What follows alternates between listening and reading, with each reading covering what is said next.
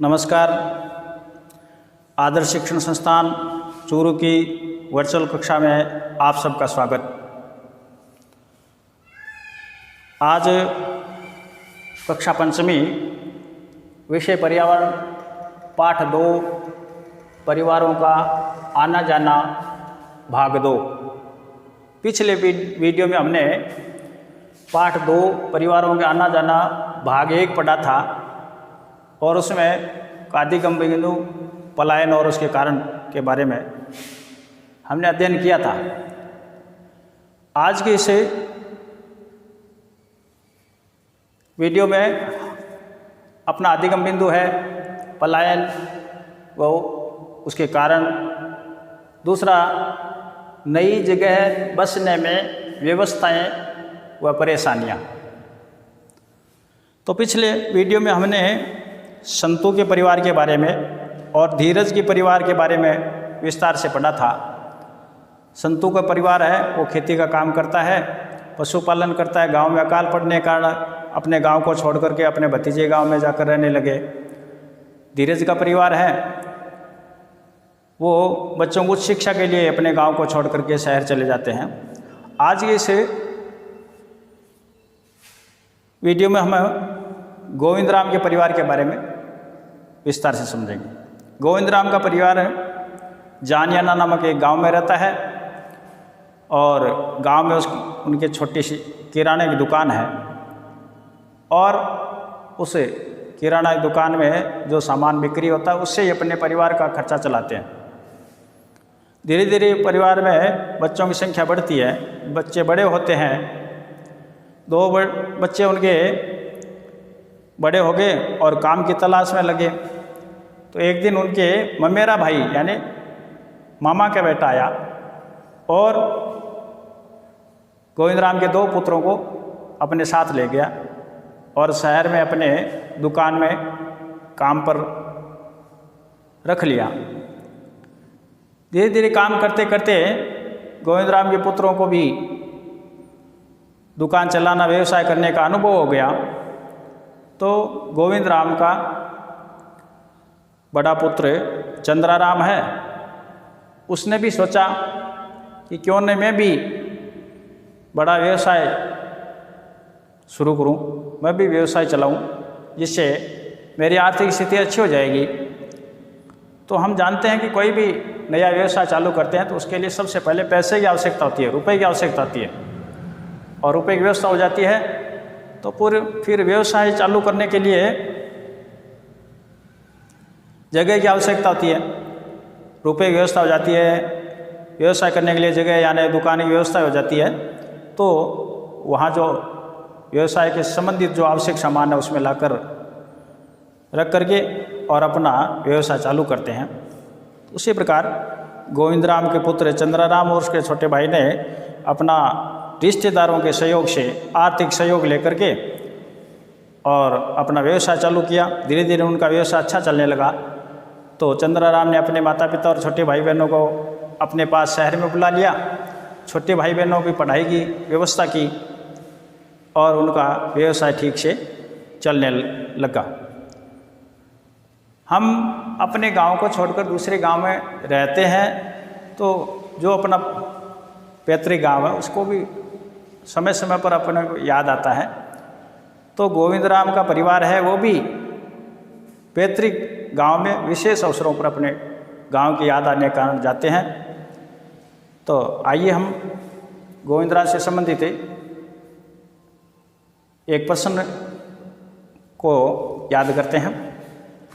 प्रश्न संख्या 1, गोविंद राम का परिवार किस गांव में रहता था? वह क्या कार्य करता था?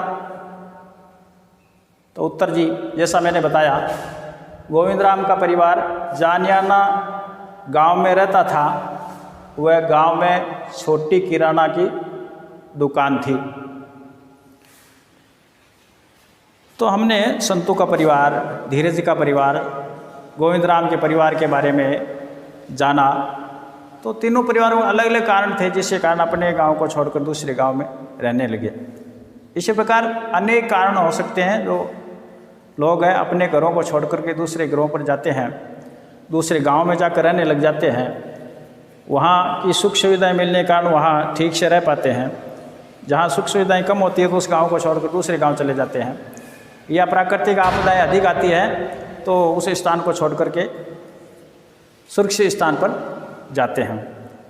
तो इन सब को समझने के लिए हम एक प्रश्नोत्तर के माध्यम से उसको विस्तार से जानते हैं।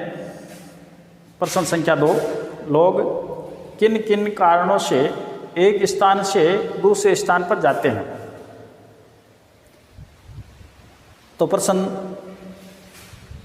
जो मैंने बताया वैसे ही है कि लोग क्यों जाते हैं अपने गांव को छोड़कर। तो उनके उत्तर है, उत्तर जी उच्च शिक्षा हेतु, उच्च शिक्षा प्राप्त करने के लिए अपने गांव को छोड़कर शहर में जाना पसंद करते हैं, वहाँ रहकर उच्च शिक्षा प्राप्त करते हैं। दूसरा बिंदु, रोजगार की तलाश, अपने गांव में काम कम मिलता है तो जहाँ रोजगार मिलता है उस स्थान पर जाकर उस गांव में रहने लगते हैं।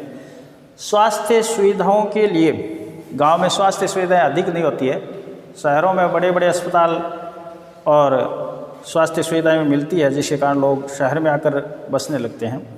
सरकारी योजनाओं का लाभ हेतु, सरकारी अनेक योजनाएं होती है जो गांवों तक नहीं पहुंच पाती, उस योजनाओं का लाभ लेने के लिए भी अपने गांव को छोड़कर शहर में या अन्य जगह पर लोग बस जाते हैं।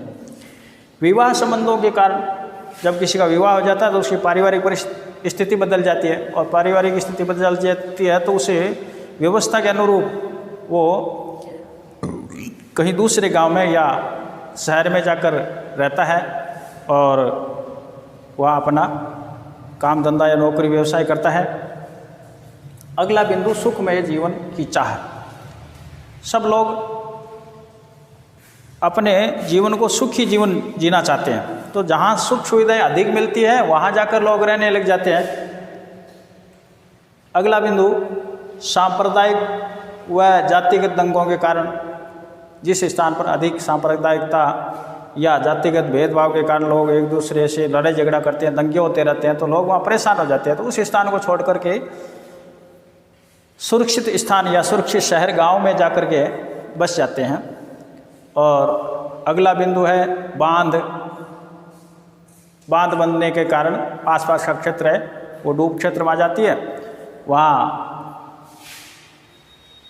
अधिक बरसात के कारण पानी अधिक इकट्ठा होने का बांध टूट जाता है तो आसपास के क्षेत्रों में पानी हो जाता है। तो उस स्थान को छोड़कर लोग अपने उस गांव को छोड़ करके अपने पशुओं को और अपने सामान को लेकर के दूसरे ऊंचाई वाले स्थानों पर जाकर बस जाते हैं। बाढ़ आना, अधिक बरसात होने के कारण या बांध टूटने के कारण, नदियों में उफान आने के कारण बाढ़ आ जाती है, तो उस स्थान को छोड़कर सुरक्षित स्थान पर बस जाते हैं। तूफान आना, बार बार जहाँ तूफान आते हैं या सुनामी लहरें आती है तो वो परिवार सुरक्षित नहीं होता, तो उस स्थान को, उस गांव को छोड़ करके दूसरे सुरक्षित स्थानों पर, ऊंचे स्थानों पर जाकर बस जाते हैं। या भूकंप के कारण अपना गांव या शहर या कस्बा या घर नष्ट हो जाता है और प्राय वहाँ भूकंप की संभावना अधिक रहती है, तो उस स्थान को छोड़कर सुरक्षित स्थान पर है जहाँ भूकंप की संभावना कम होती है, उस ऐसे स्थानों पर बस जाते हैं। तो ये जो लोग अपने अलग अलग कारणों से अपने घरों को छोड़कर सुरक्षित स्थान पर जाते हैं, इसके बारे में हमने जाना। इसके अलावा भी अनेक कारण हो सकते हैं। कुछ लोग ऐसे होते हैं जो ऐसे रोजगार होते हैं, उनके पास कुछ रेडीमेड का काम करते हैं या लोहे का सामान औजार बनाते हैं, तो 5 दिन किसी गांव में रह जाती हैं, 10 दिन या 20 दिन कोई दूसरे गांव में, जब तक उनका रोजगार वहाँ चलता रहता है फिर अगले गांव में चले जाते हैं। ऐसे लोग भी हैं।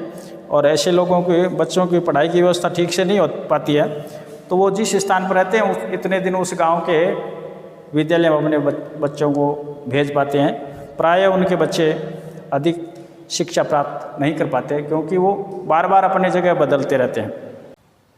बांध बनने के कारण भी वहाँ का क्षेत्र है वो डूब क्षेत्र में आ जाता है।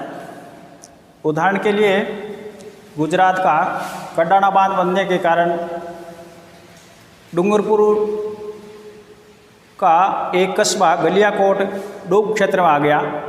जैसे बरसात के दिनों में कस्बे में पानी भर जाता है तो सरकार ने लोगों को सुरक्षित स्थान पर मकान बना कर दिए, वहाँ स्कूल, अस्पताल आदि आवश्यक सुविधाओं की व्यवस्था की और लोग उस सुरक्षित स्थान पर बस गए। आज उस कॉलोनी को पुनर्वास कॉलोनी के नाम से भी जाना जाता है।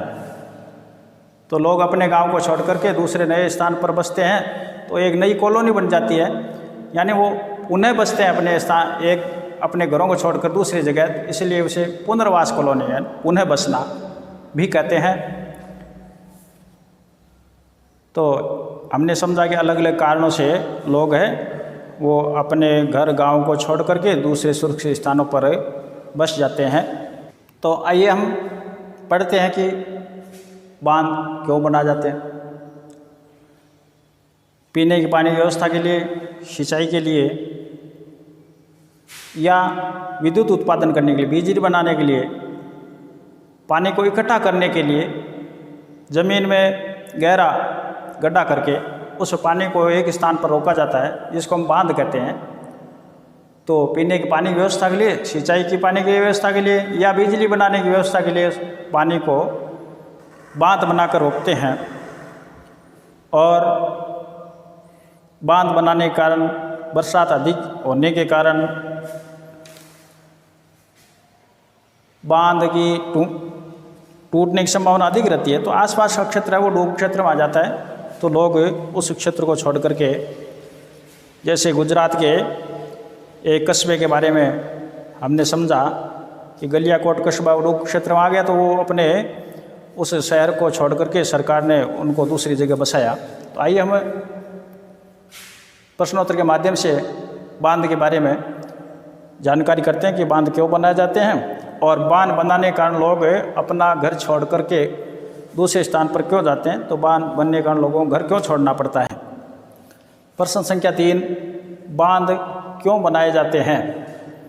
उत्तर जी, पेयजल, सिंचाई व बिजली बनाने के लिए बांध बनाए जाते हैं। तो